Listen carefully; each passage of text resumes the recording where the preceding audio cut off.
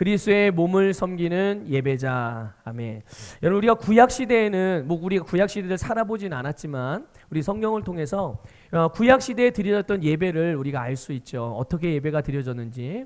구약 시대에는 짐승을 잡아서 그 짐승을 제물로 하여서 하나님께 예배를 드렸습니다. 그런데 오늘 우리는 더 이상 짐승을 잡아서 예배를 드리지 않습니다. 그 이유는 예수님이 우리의 영원한 제물이 되어 주셨기 때문에 그래요. 그래서 우린 더 이상 다른 짐승을 잡아서 예배드리는 것이 아니라 오늘 예수 그리스도를 믿고 그분으로 말미암아 우리에게 주어진 구원의 은혜, 영생의 능력, 예수의 이름으로 하나님을 예배하는 자가 되었음을 믿습니다. 그래서 우리는 주님을 믿는 믿음으로 그 이름으로 하나님 앞에 예배를 드려요. 그래서 우리는 거듭난 영으로서 영과 진리를 따르는 죽은 제물이 아니라 산 제물로서, 죽은 제물은 옛사람이에요.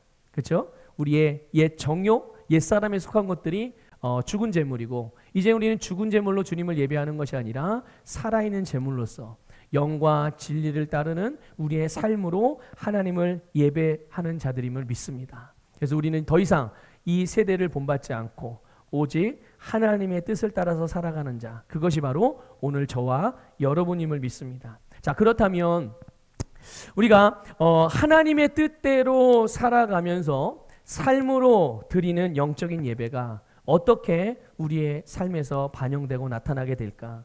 그 첫 번째로 말해주는 것이 이제 오늘 본문 말씀의 내용들이에요. 그 첫 번째가 바로 그리스도의 몸 안에서 나타나는 것입니다. 우리의 영적인 하나님께서 기뻐하시고 우리가 마땅히 드려야 하는 영적인 예배, 삶으로 드리는 예배가 어떻게 이루어지는가? 가장 첫 번째로 사도 바울을 통해서 우리에게 계시해 주시는 부분이 바로 그리스도의 몸 안에서 이루어지는 삶을 말씀하고 있어요. 여러분, 성경에서 그리스도의 몸은 무엇을 의미합니까? 바로 교회를 의미하는 거예요. 그리스도의 몸은 눈에 보이지 않죠. 예수님이 눈에 보입니까? 보이지 않아요. 그런데 말씀을 통해서 우리에게 주님의 몸이 무엇인지를 알려주셨죠. 그것이 바로 교회예요. 그래서 누구든지 예수 그리스도를 구원자 그리고 주님으로 영접하고 믿으면 구원을 받습니다. 영생으로 거듭나게 되는 것이죠. 거듭난다는 이제 이 말이 무슨 뜻인지 여러분 이제 분명하게 아시죠? 다시 태어난다는 의미예요. 다시 태어나는 거예요. 예수 그리스도를 믿음으로. 그런데 다시 태어날 때 가진 생명이 있어요. 그 생명은 우리가 부모로부터 태어날 때 가지고 온 생명이 아니에요. 더 이상. 우리가 다시 태어날 때의 생명을 성경은 영생이라고 말하고 있어요. 또 다른 부분에는 생명이라고도 말했죠. 그래서 이거를 우리는 구원받았다 그냥 이렇게 편하게 이렇게 그냥 간단하게 그렇게 표현을 하는 것이죠. 근데 여러분 어쨌든 거듭나는 거는요, 우리가 새롭게 태어나는 것을 의미해요. 이렇게 우리가 영적으로 새롭게 태어날 때 자연스럽게 일어나는 일이 있어요. 내가 예수님을 딱 믿고 영적으로 하나님의 자녀로 딱 응예하고 태어날 때, 거듭날 때, 그때 자연스럽게 일어나는 일이 있는데 그게 뭐냐 하면 바로 하나님의 가족으로 태어나게 된다는 거예요. 이해하십니까? 네. 내가 예수를 믿고 응예하고 영적으로 딱 거듭나는 그 순간 나는 하나님의 가족으로 태어나게 되는 거예요. 마치 이런 거죠. 갓난 아이가 이제 임신한 부인이 아기를 낳아요. 그럼 아이가 응애하고 태어나요. 그러니까 아이가 태어나고 보니까 자연스럽게 어떻게 됩니까? 엄마 아빠가 있고 그리고 그 안에 자기는 그 가정의 가족 구성원으로 태어나는 거예요. 여러분 혹시 어떤 아이가 태어날 때 나는 이런 가정, 나는 저 가정, A 가정, B 가정, C 가정 선택하고 태어나는 아이가 있나요? 아니에요. 그래서 가정은 선택적으로 주어지는 것이 아니라 내가 선택해서 갖는 것이 아니라 주어지는 것입니다. 내가 거듭나는 그 순간 하나님의 가정이 우리에게 그냥 주어지는 거예요. 태어나고 보니까 내가 하나님의 가족이 되었네. 하나님 나라의 하나님의 가정의 가족 구성원이 되었네. 그렇게 되는 것이죠. 똑같이 누구든지 거듭나는 순간 하나님의 가족이 되고 그 하나님의 가족이 바로 곧 교회라는 것을 기억하시길 바랍니다. 그러니까 교회는 우리의 모든 그리스도인들의 영적인 가정이고 또 그래서 옆에 계신 분을 보세요. 좀 누가 계신지 앞뒤로 좀 보십시오. 자, 온라인으로 예배를 드리시는 분들은 뭐 저를 보시면 되겠고. 자, 누가 있습니까? 내 옆에? 내 앞뒤에? 누가 있어요? 내가 아닌 다른 성도님이 있단 말이에요. 그분이 누군지 아십니까? 여러분의 가족이에요. 믿습니까?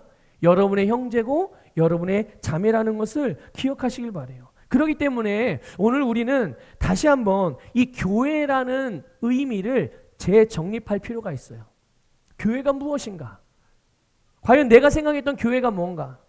교회는 여러분 그리스도의 몸이에요. 교회는 예수 그리스도를 믿고 거듭난 저와 여러분 성도가 교회라는 것을 기억하시길 바랍니다. 아울러서 교회는 하나님의 가족이에요. 이거를 원어적인 의미는 이 교회라는 말을 헬라어 원어는 에클레시아라고 사용을 해서 에클레시아라는 말 여러분 들어보셨죠? 예.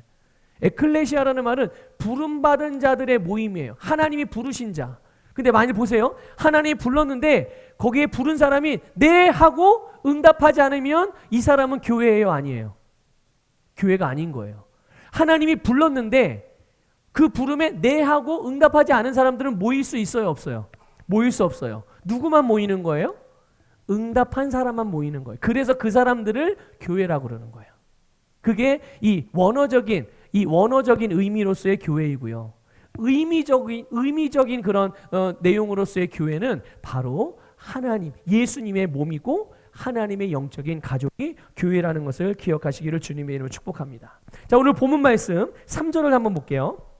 3절 말씀 읽어보겠습니다. 시작. 내게 주신 은혜로 말미암아 너희 각 사람에게 말하노니 마땅히 생각할 그 이상의 생각을 품지 말고 오직 하나님께서 각 사람에게 나누어 주신 믿음의 분량대로 지혜롭게 생각하라. 아멘. 자, 여기 보면 믿음의 분량대로라는 표현이 있어요. 그런데 이 표현은 우리 성도님들이 생각할 때 어떤 사람에게는 그럼 하나님이 각자의 그릇에 따라서 믿음의 양을 다르게 주셨구나 이렇게 오해하기 쉬운데 그런 의미가 아닙니다, 여러분. 그런 의미가 아니고요. 이 믿음의 분량이라는 것은 믿음의 똑같은 양을 의미하는 거예요. 일정 분량의 그런 의미를 말하는 거죠. 믿음을 말하는 거예요. 그래서 하나님께서는 각 사람들에게 일정한 분량의 믿음을 동일하게 나누어 주셨다는 것을 기억하시길 바랍니다.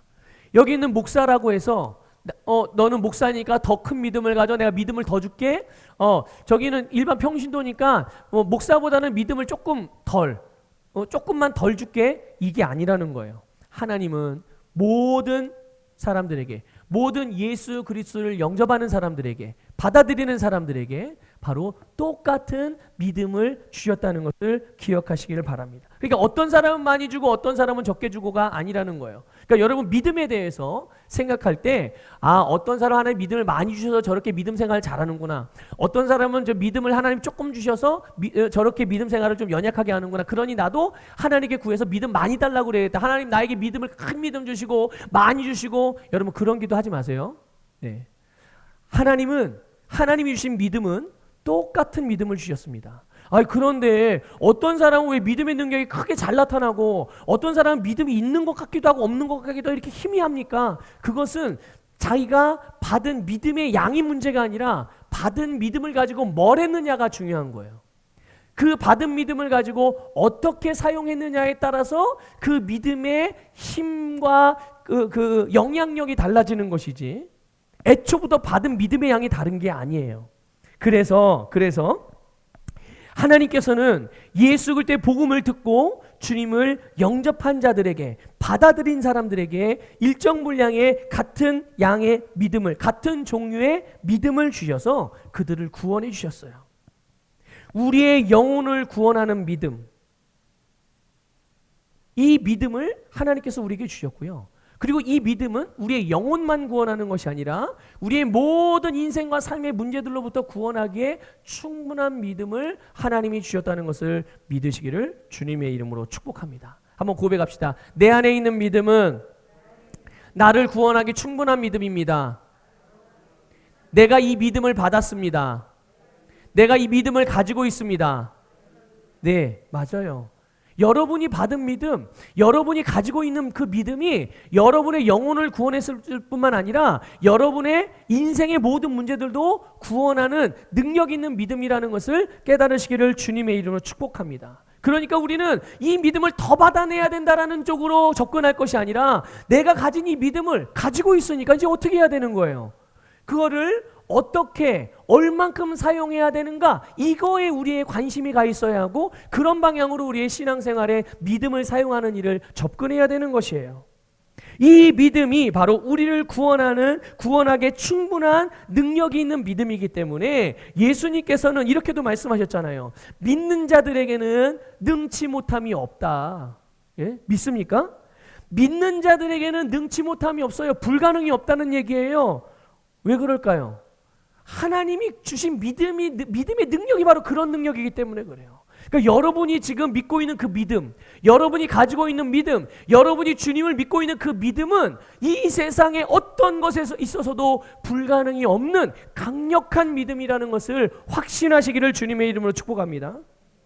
하나님께서 우리에게 바로 이 믿음, 구원받는 믿음, 예수 그리스도의 고난과 죽으심과 장사되심과 부활하심을 통해 구원받는 이 믿음을 우리에게 주셨어요. 그러니까 이 믿음이 바로 이 예수 그리스도를 믿는 믿음, 복음을 믿는 믿음, 말씀을 믿는 이 믿음이 바로 우리를, 저와 여러분을, 또 여러분과 여러분 옆에 계신 분들을 하나님의 가족이 되게 하는 유일한 DNA예요. 유일한 유전자인 거예요. 우리가 교회가 되게 하는, 우리로 예수님의 몸이 되게 하고 예수님의 지체가 되게 하는 유일한 DNA, 그것은 바로 주를 믿는 믿음이라는 것을 깨달으시기를 축복합니다. 그러니까 만일 믿음이 없으면, 믿지 않으면 그 사람은 교회를 다닌다고 하더라도, 나는 어느 교회에 등록해 소속해 있어 라고 말하고 생각하고 있다고 하더라도 그 사람은 엄밀하게 말하면 진정한 교회가 아니에요. 왜요? 교회를 이루는 DNA가 없거든요. 그 안에 예수가 없거든요. 그 안에 믿음이 없거든요. 그러니까 그 사람은 거듭난 사람도 아니고 그리스도인도 아니고 교회도 아닌 거예요, 여러분. 그러나 만일 예수 그리스도를 믿는다면, 주님을 믿는 믿음이 있다면 그 사람은 바로 하나님의 자녀이고 하나님의 가족이고 그리스도의 몸이고 교회이고 그리스도의 지체일 뿐만 아니라 바로 그 사람이 그리스도인이라는 것을 기억하시길 바랍니다. 오늘 우리 안에 이 주를 믿는 믿음이 분명하다면 우리는 오늘 주님의 몸이요 지체라는 것을 깨달으시기를 주님의 이름으로 축복합니다. 그러니까 여기에 대하여 흔들려서는 안 돼요. 내 안에 주를 믿는 믿음이 분명하고 확실하다면 내가 어디서든지 그리스도인이라는 사실이, 내가 주님의 몸된 교회의 지체라는 사실을 여러분 절대로 의심하거나 여러분 다시 한번 생각하거나 그럴 필요가 없이 그리스도인으로서 주님의 몸의 지체로서 우리가 해야 할 바가 무엇이며 하나님께서 우리에게 하러 가신 일이 무엇인지 그것에 집중하여 여러분의 삶을 거룩한 산제물로서 예배자의 삶으로 드리시기를 주님의 이름으로 축복합니다. 자, 우리는 지난 주일에 우리의 삶이 영적인 예배, 우리가 드려야 돼, 그리스도인들이 드려야 되는 영적인 예배라는 것을 말씀을 드렸어요. 뭐가요? 우리의 삶이. 그런데 이 영적인 예배의 자리, 영적인 제사, 영적인 예배를 드리는 예배의 자리에 첫 번째로 언급한 위치가 바로 교회라는 것을 기억하십시오. 그 위치가 어디라고요? 첫 번째로 거듭난 자들에 대하여 첫 번째로 언급한 곳이 그 위치가 바로 교회란 말이에요. 3절을 다시 보세요. 3절을 다시 보면요, 마땅히 생각할 그 이상의 생각을 품지 말래요. 믿음의 분량대로 지혜롭게 생각하라고 그랬어요. 우리가 마땅히 생각해야 되는 기준이 무엇일까요? 사람마다 각자의 가치가 있고 바라보는 바가 있고 추구하는 바가 있어요. 각자의 원칙들이 있겠죠. 그런데 오늘 그리스도인인, 주님의 몸인, 주님의 지체인, 주님의 몸의 지체인, 하나님의 가족인 우리가 그리스도인으로서 우리가 마땅히 생각해야 되는 그 기준과 관점이 무엇일까요? 그것은 바로 우리가 하나님으로부터 받은 믿음이라는 것을 기억하십시오. 믿음이 우리가 마땅히 생각해야 되는 기준이에요. 믿음의 기준으로 모든 것을 바라보고, 믿음의 기준으로 모든 것을 판단하고, 믿음의 기준으로 모든 것을 분별하고, 믿음의 기준으로 모든 것을 선택하는 것.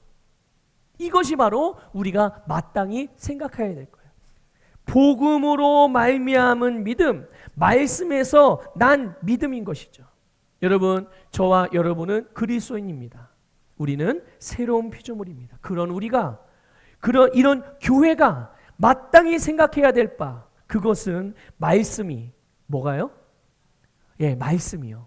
성경 말씀이 저와 여러분에 대하여, 그리스도인이요 새로운 피조물인 저와 여러분에 대하여 성경이 뭐라고 말하고 있는지 그 내용들이 우리가 마땅히 생각해야 될 바인 거예요. 그러니까 그 말씀에서 말하고 있는 그것을 벗어난다든지 아니면 그것에 못 미친다든지 이런 것들을 생각하지 말라는 겁니다. 그 이상의 생각을 품지 말라는 말은 바로 그런 의미인 거예요. 하나님의 말씀에는 우리에게 새로운 피조물의 계시가 들어있어요. 그래서 그리스도 안에서, 누구 안에서요? 예수 그리스도 안에서 거듭난 내가 누구이고, 내가 무엇을 가지고 있고, 내가 무엇을 하며 살아가는 존재인지, 마치 말씀의 거울을 통해, 우리가 거울을 보고 나의 얼굴과 나의 외모를 확인할 수 있듯이 말씀의 거울을 통해 우리에게 보여주시고 알려주신 그대로만 생각하는 거예요. 그대로만 인식하는 거고, 그대로만 의식하는 것입니다. 그 이상으로도 그 이하로도 아닌 말씀대로만 생각하는 것이 하나님으로부터 받은 믿음의 분량대로 지혜롭게 생각하는 거예요. 그리스도인으로서, 새로운 피조물로서. 여러분, 오늘 여러분의 생각의 원칙, 여러분의 생각하는 바에 대한 기준을 오늘 다시 한번 새롭게 수정하고 교정하고 우뚝 세우시기를 주님의 이름으로 축복합니다. 자, 5절 말씀 볼게요. 5절 읽겠습니다. 시작. 이와 같이 우리 많은 사람이 그리스도 안에서 한 몸이 되어 서로 지체가 되었느니라. 아멘. 여러분, 우리는 예수 그리스도를 믿고 거듭날 때 오늘 읽은 5절 말씀에서처럼 우리 많은 사람이, 우리 여러 사람들이 그리스도 안에서 한 몸이 되어 서로 지체가 되었다라고 말씀하고 있습니다. 지체가 앞으로 될 것이 아닙니다. 거듭나는 순간 어떻게 됐다고요?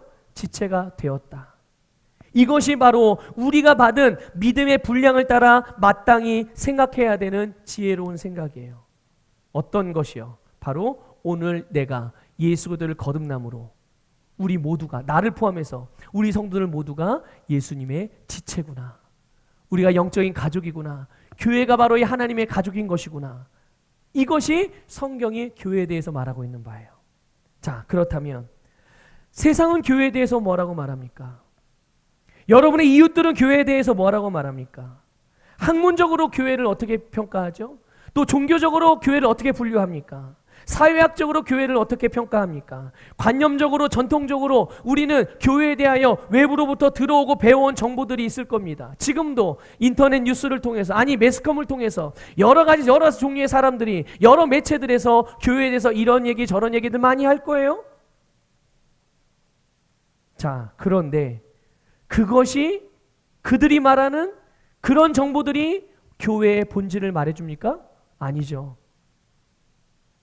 교회는 하나님의 말씀이 말하는 대로, 바로 예수 그리스도를 믿고 거듭난 저와 여러분이 교회이고, 바로 교회는 그리스도의 몸이며 우리 여러 사람들 모두가 주님의 몸의 지체라는 것을 깨달으시기를 축복합니다. 이 말씀에서 벗어나서 다른 사람들이 말씀과 다르게, 세상이 말씀과 다르게 교회에 대하여 평가하고 분류하고 나누고 알려주고 가르친다고 하더라도 말씀에서 벗어난 것들이 있다면 그것을 예수의 이름으로 거절하고 우리는 그것들을 가치 없이 여기면서 무가치하게 여기며 오직 하나님의 말씀이 우리에게 알려주는 바대로 교회에 대한 바른 인식, 바른 정보를 가지고 그렇게 기능하시기를 주님의 이름으로 축복합니다. 그러니까 보세요. 성경에서 말하는 교회의 의미, 하나님의 말씀이 우리에게 가르쳐 주시는 마땅히 생각해야 할 그 내용으로 우리에게 알려주시니, 이 교회의 의미를 우리가 정확히 알고 있으니 우리가 교회에 대하여 우리의 삶을 어떻게 살아야 될지를 분명하게 알 수가 있는 거예요. 왜 각각 성도들 한 사람 한 사람이 교회 안에서 정말 그리스도인답지 못한 모습의 그런 모습들을 보일까요?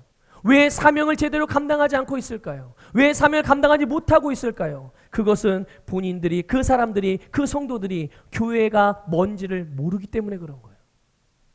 교회의 의미를 바르게 알지 못하기 때문에 교회 안에서 나의 위치가 무엇인지도 모르고 또 그렇게 기능하지 못하는 거죠. 우리는 누구든지 어느 성도든지 교회가 성경에서 말하는 교회, 주님께서 우리에게 알려주신 교회가 뭔지를 분명하게 알게 되면 당연히 우리가 그리스도의 몸으로서 어떻게 행해야 할 바를 분명하게 알게 됩니다.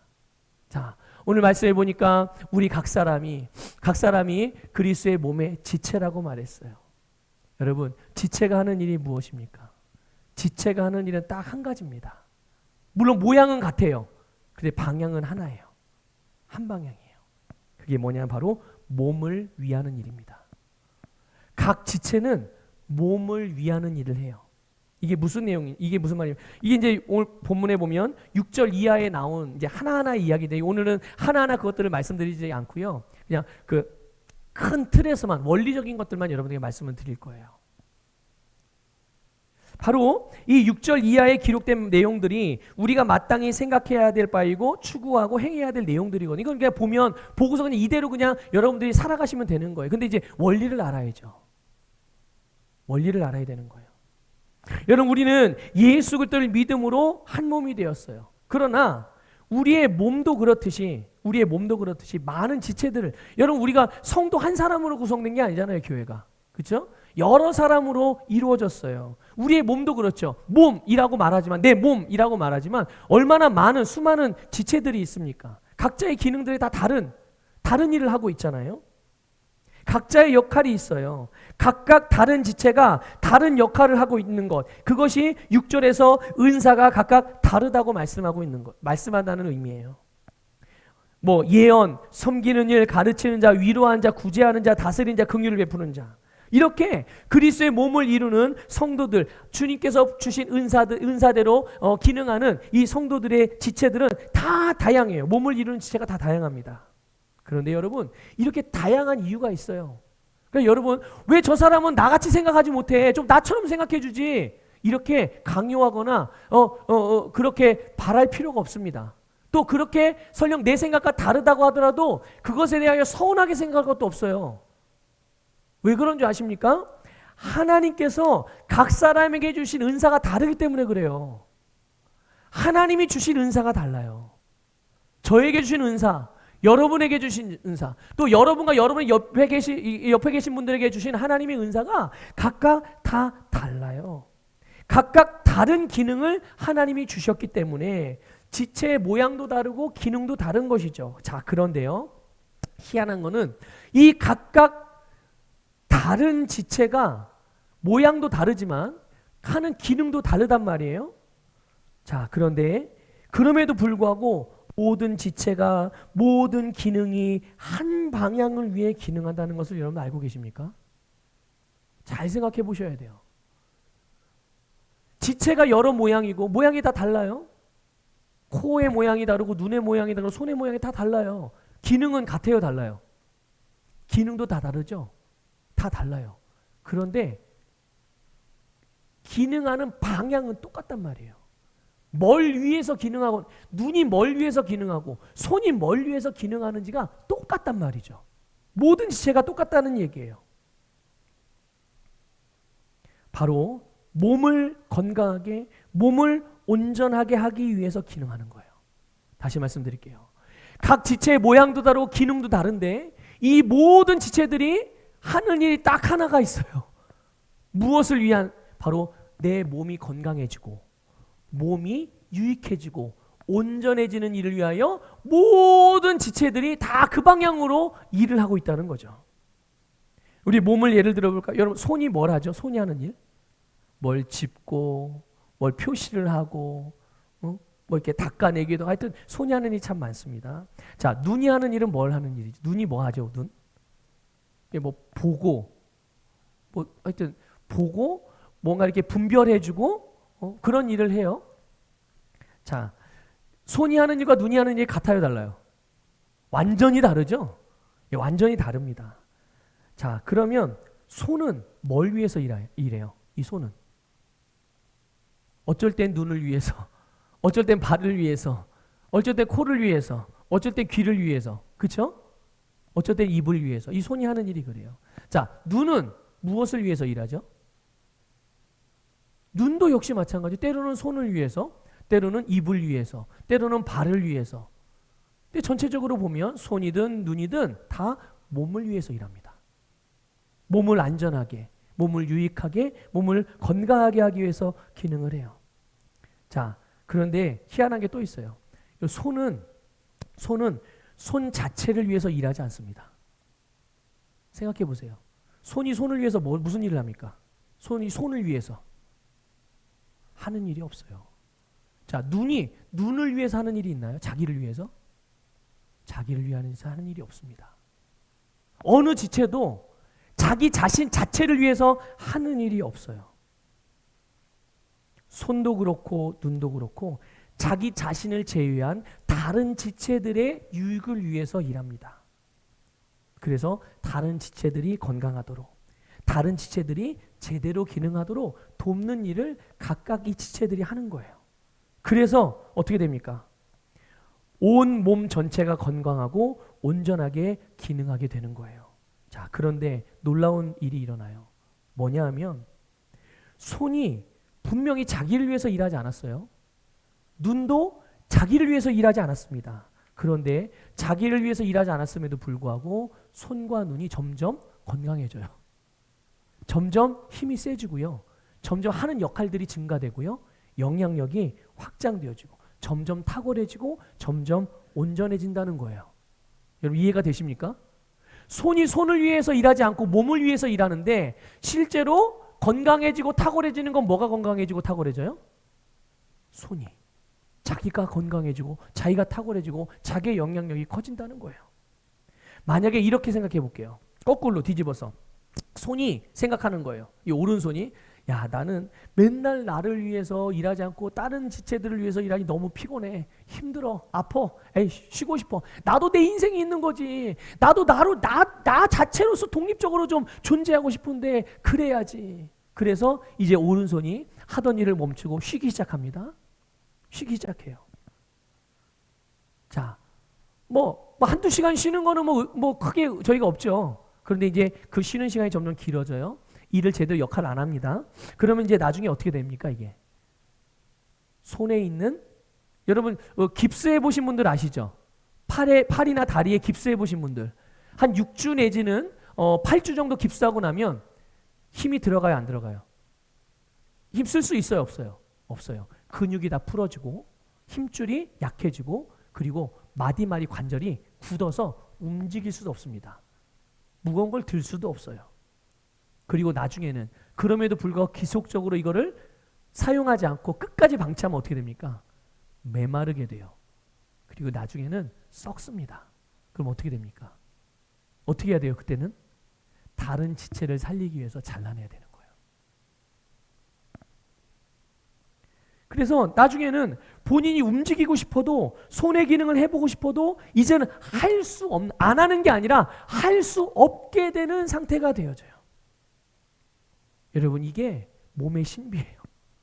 몸의 신비예요.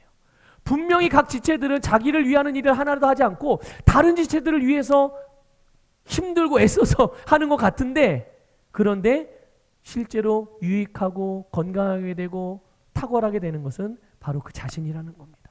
교회도 마찬가지예요. 여러분 예배라는 말 뜻을 혹시 아십니까? 우리가 예배하면 그냥 하나님께 드리는 거 이렇게 생각하는데 예배라는 헬라어 원어는 라트레이아라는 단어예요. 라트레이아. 오늘 이 로마서 12장에 나오는 예배라는 단어도 바로 그 단어거든요. 그런데 그 단어의 의미가 뭐냐면 섬김이라는 의미예요. 섬김이라는 뜻입니다. 누구를 섬기는 거예요? 하나님을 섬기는 거예요. 주님을 섬기는 거예요. 주님의 몸을 섬기는 거예요. 주님의 세상을 섬기는 거예요. 이것을 예배라는 단어로 번역한 거예요. 그러니까 여러분 우리 예배라는 것 자체가 섬김이라는 것을 깨달으시길 축복합니다. 이 섬김이라는 것은요 근본적으로 나를 위하는 거예요? 다른 사람을 위하는 거예요? 다른 사람을 위하는 거예요. 그런데 위하는 거는 다른 사람을 위하는데 실제로 그 유익은 누구한테 돌아와요? 내가 얻는 거예요. 여러분 1 빼기 1은 뭡니까? 1 빼기 1은 뭐예요? 0이잖아요. 이게 세상의 자연적인 법칙이에요. 1 빼기 1은 0이에요. 그런데 하나님 나라에서는요, 1 빼기 1은 무한대예요. 무한대. 어쩔 때는 1 빼기 1이 2가 되기도 하고요. 어쩔 땐 1 빼기 1이 10이 되기도 하고, 어쩔 땐 1 빼기 1이 30이 되기도 하고, 어쩔 땐 1 빼기 1이 100이 되기도 한단 말이에요. 이것이 하나님의 영적인 세계의 신비한 비밀이고, 이 비밀을 우리에게 알려주셔서 그렇게 살아갈 수 있게 하셨다는 것을 믿으시기를 주님의 이름으로 축복합니다. 여러분, 오늘 저와 여러분은 우리가 예수님의 몸으로서 안산서부교회라는 주님의 몸의 지체입니다.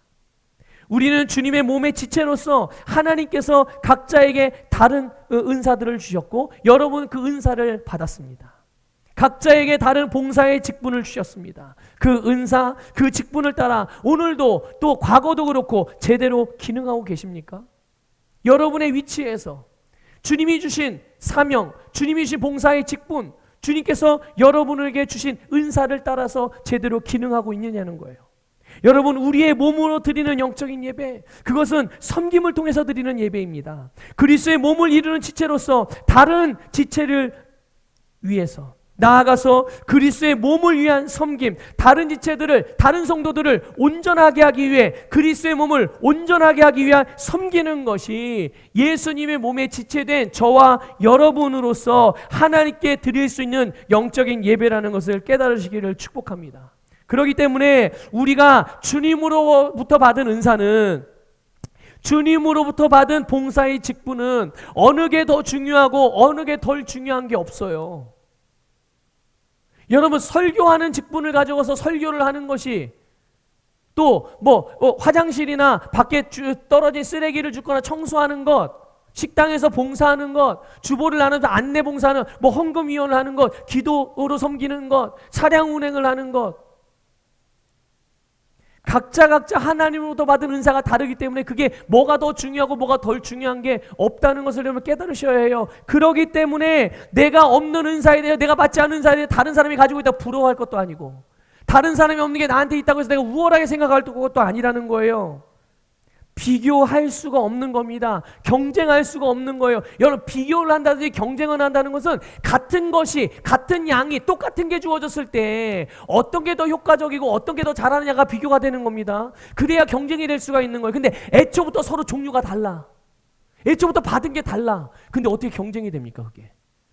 뭘 기준으로 경쟁을 하고 뭘 기준으로 비교를 하는 거예요. 그런데 여러분, 얼마나 많은 교회들과 얼마나 많은 성도들이 이 그리스도의 몸된 지체로서 다른 지체들을 부러워하고, 아니 다른 지체들을 열등하게 여기고 본인 스스로 우월하게, 거꾸로죠. 어떨 때는 열등하게 여기고 어떨 때는 우월하게 여기면서, 그래서 교회 안에서 일어나는 게 뭐예요? 분쟁과 시기와 미움과 다툼과 불화 아니겠어요? 교회만 그렇습니까? 가정도 그렇잖아요. 세상 사회도 그렇잖아요. 경쟁, 비교 자체가 성립이 될 수 없는 거예요. 뭐가요? 그리스도의 몸 안에서의 지체들에게 있어서는 주님으로부터 받은 사명, 주님으로부터 받은 은사, 주님으로부터 받은 봉사의 직분들. 다만 우리가 마땅히 생각해야 될 바와 행할 바는 몸을 위해서 제대로 기능하는 거예요. 이것만 우리가 생각하면 됩니다. 이것만 바라보면 되는 거예요. 그 기능이 계속 지속적으로 유지돼야 되는 거죠. 그러면 여러분, 사용하면 사용할수록, 그렇게 기능하면 기능할수록 점점 더 탁월해지고 능력과 영향력이 증가되는 거예요. 놀랍게도 다른 사람을 위해서 섬기는데, 몸을 위해서 섬기는데 지체인 내가 더 온전하게 되는 거예요. 믿습니까, 여러분? 결국 다른 지체를 위하는 섬김이 나를 위하는 결과를 가져오는 거예요. 내 옆에 있는 성도를 성공시켜주고, 내 옆에 있는 성도를 지지해주고, 내 옆에 있는 성도를 격려해줄 때 결국 내가 성공하는 거고, 내가 격려를 얻고, 내가 지지가 되어지고, 내가 세워지는 것임을 깨달으시기를 주님의 이름으로 축복합니다. 마지막으로 성경 한 군데만 보고 말씀 마무리하도록 하겠습니다. 마태복음 25장 볼게요. 좀 긴 말씀인데 이 말씀을 여러분 읽으실 때 여러분 잘 이렇게 생각하시면서 주의 깊게 주의를 기울여서 읽어보시기 바랍니다. 마태복음 25장 34절부터 40절 말씀이에요. 이미 여러분이 알고 있는 내용이겠지만 다시 한번 오늘 본 말씀과 연결해서 여러분 주님께서 분명히 계시해 주시는 바가 분명히 있을 것입니다. 마태복음 25장 34절부터 40절 우리 천천히 같이 읽겠습니다. 시작. 그때 임금이 그 오른편에 있는 자들에게 이르시되 내 아버지께 복받을 자들이여 나와 창세로부터 너희를 위하여 예비된 나라를 상속받으라. 내가 줄일 때 너희가 먹을 것을 주었고 목마를 때 마시게 하였고 나그네 되었을 때 영접하였고 헐벗었을 때 옷을 입혔고 병들었을 때 돌보았고 옥에 갇혔을 때 와서 보았느니라. 이에 의인들이 대답하여 이르되 주여 우리가 어느 때에 주께서 줄이신 것을 보고 음식을 대접하였으며 목마르신 것을 보고 마시게 하였나이까. 어느 때에 나그네 되신 것을 보고 영접하였으며 헐벗으신 것을 보고 옷 입혔나이까. 어느 때에 병드신 것이나 옥에 갇히신 것을 보고 가서 배웠나이까 하리니 임금이 대답하여 이르시되 내가 진실로 너희에게 이르노니 너희가 여기 내 형제 중에 지극히 작은 자 하나에게 한 것이 곧 내게 한 것이니라 하시고 아멘. 자 보세요. 34절에 보면 창세로부터 너희를 위하여 예비된 나라를 상속받으라 이래요. 상속받으래요. 받으래요. 누리래요 여러분. 근데 그게 어떤 사람들입니까? 주님의 오른편에 있는 사람들이었어요. 근데 그 사람들에게 하나님께서 뭐 때문에? 여러분 40절에 보니까요. 40절에 보니까 예수님께서 이렇게 말합니다. 내 형제 중에 지극히 작은 자 하나에게 한 것이 바로 누구에게 한 것이라고요? 주님께 한 것이래요. 주님께. 여러분 예수님을 어떻게 섬기시겠어요? 예수님 어떻게 눈에 보이지도 않는 예수님 어떻게 섬기시겠습니까? 눈에 보이는 주님의 형제, 바로 교회를 의미하는 거예요. 여러분 여기 내 형제라고 그랬어요. 여러분 보세요. 예수님께서 내 형제라고 표현했을 때는 믿지 않는 자들을 말하는 게 아닙니다. 예수님을 안 믿는 사람들을 말하는 게 아니에요. 누구를 말하는 거예요? 주님의 말씀을 듣고 지키는 자라야 내 형제니라. 그가 내 자매니라. 그가 내 부모니라. 이해가 되십니까? 그런데 오늘 분명히 말씀하시죠. 여기 내 형제 중에 예수 그들을 믿고 거듭난 그리스도인들, 오늘 교회들, 그들 중에 어떤 필요가 있어서 필요를 느끼고 있는 그 자들에게 지금 작은 것 하나라도 그들의 필요를 채워주는 그런 사람들이 하나님의 나라의 유업을 얻을 자요. 그것을 누릴 자요. 그것이 우리가 마땅히 해야 되는 바임을 말씀해 주고 계신 거예요. 여러분의 교회, 여러분의 옆에 계신 분들, 그분들을 섬기는 것이 곧 주님을 섬기는 것이고 그 사람들이 바로 예비된 하나님 나라, 그들이 하나님이 주실 풍성함을, 그 나라의 풍성함을 상속받는 줄 믿으시기를 축복합니다. 여러분 교회를 위한 것이 나를 위한 일이에요. 믿습니까? 봉사의 직분을 따라서, 사명을 따라서, 은사를 따라서 주님의 몸을 섬기는 것이 주님을 섬기는 것이고요. 다른 성도들을 섬기는 것이 그리스도의 몸 안에서 드리는 영적인 예배라는 것을 깨달으셔서 여러분에게 하나님께서 주신 이 안산서부교회라는 그리스도의 몸 안에 지체로서의 여러분들의 위치에서 여러분이 마땅히 주님께서 부르신 부르심을 따라, 주신 사명을 따라, 주신 은사를 따라 여러분의 그 역할을 잘 감당하심으로, 그 기능을 지속하심으로 여러분의 삶에 풍성한 축복의 열매들이 나타나게 되기를 주님의 이름으로 축복합니다. 자, 우리